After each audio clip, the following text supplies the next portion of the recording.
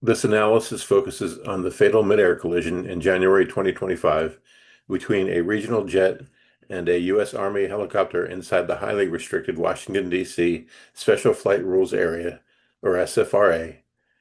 Through this case, we'll explore systemic failures in communication, surveillance, regulation, and training, and how they combined into a perfect storm. This collision wasn't just an accident. It was the inevitable result of systemic flaws in how our most secure airspace is managed. Civilian and military aircraft were both operating with proper clearances, yet they collided fatally. This presentation investigates what went wrong, how surveillance gaps, incompatible communication systems, and inconsistent compliance within SFRA contributed to the tragedy, and what must change going forward.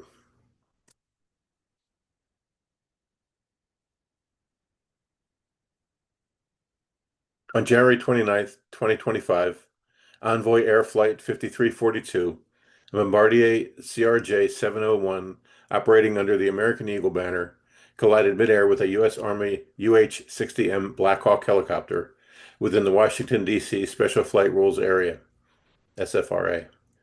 The crash occurred in the Potomac River corridor during CRJ's final descent into Washington National Airport.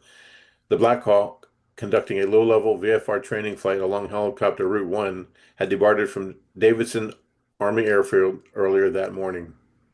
Although both aircraft had valid clearances and were operating within their assigned airspace, their flight paths intersected fatally due to a lack of real-time coordination between the military and civilian controllers.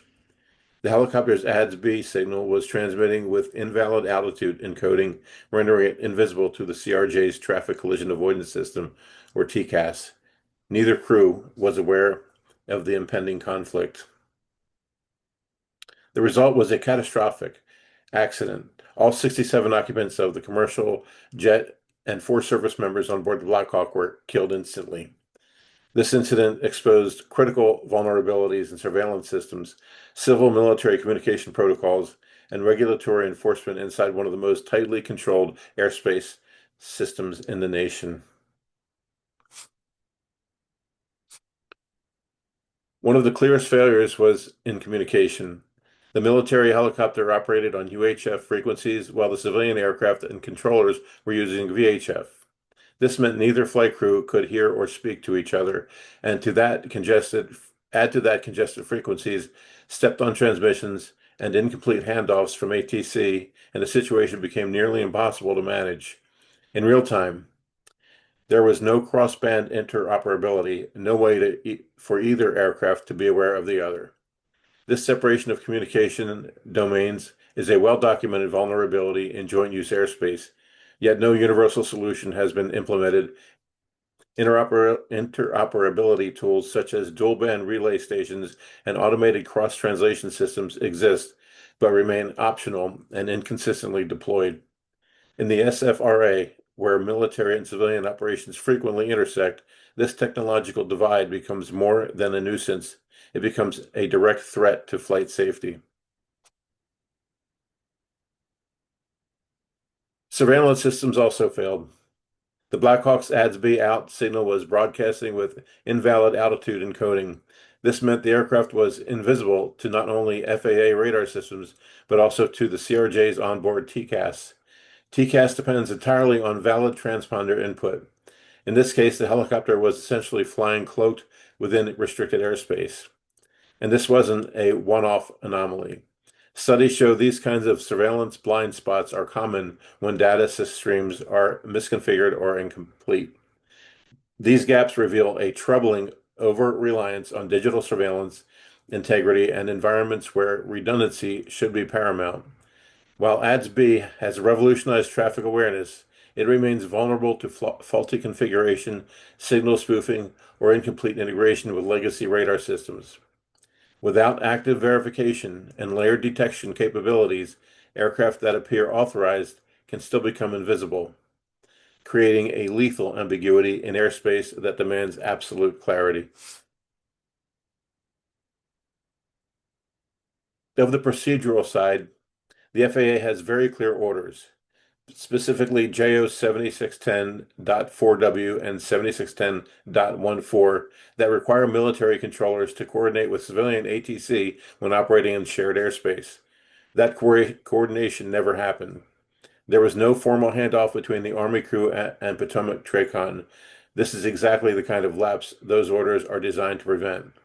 Worse, similar coordination failures had occurred before the FAA had issued recommendations, but they weren't universally enforced, and this crash is the result. The absence of a blinding enforcement mechanism allowed these procedural requirements to exist in theory, but not in practice. Military flight units were left to implement coordination protocols at their own discretion, leading to a patchwork of compliance across commands without audits, accountability, or integrated oversight. The FAA's directives became more suggestive than operational, leaving a critical safety layer to fail when it mattered most. The SFRA has strict requirements for all aircraft: continuous transponder use, uninterrupted two-way radio contact, and tight routing, while the DoD had limited exceptions. Those are conditional, dependent on pre-approval. Clear coordination and full procedural adherence. In this case, those conditions weren't met. The helicopter may have been legally exempt, but operationally, it violated the intent of the rule. That compromise eroded the very safeguards meant to protect this airspace. This selective interpretation of regulatory authority created a loophole wide enough to drive tragedy through. When exemptions are treated as blanket privileges instead of contingent allowances, the entire regulatory framework loses cohesion. In a high-density, security-critical environment like the SFRA, partial compliance is not just inadequate, it's dangerous. The rules only work when followed completely by every aircraft, every time. Now let's talk about human element. The Army crew had flown multiple sorties earlier that day, raising the risk of fatigue. Meanwhile, civilian controllers were juggling both VFR and IFR traffic under extreme pressure. These human limitations intersected with institutional gaps in training, military crews not required to mirror civilian aviation protocols, and there's no mandated simulation training to bridge the two cultures.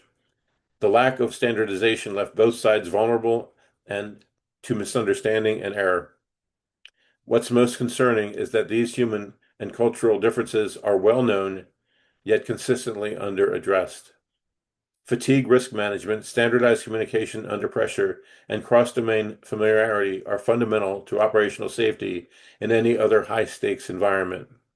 In the SFRA, however, the absence of joint training, shared terminology, and mutual procedural understanding left both crews navigating with assumptions instead of certainty. It wasn't just a lapse in attention, it was a predictable collision of mismatched systems, strained humans, and incompatible expectations. These critical reforms must be implemented to close the dangerous gaps exposed by this incident. First, mandatory ADS-B out must be required for all aircraft operating within the SFRA, including military platforms. If operational security is concerned, encrypted or geo-filtered signals can be used, but visibility to ATC and other aircraft must remain intact. Second, a joint civil-military CNS operations center must be established to oversee and coordinate SFRA traffic in real time. This would eliminate the procedural blind spots that occur when agencies operate independently. Third, simulation-based joint training must be required for all air traffic controllers and military flight crews operating in shared or restricted airspace. These reforms are not optional upgrades or suggestions. They are baseline requirements for operating a safety in one of the most complex and heavily protected airspace environments in the United States. And rest in peace to the 71 souls lost in this preventable tragedy.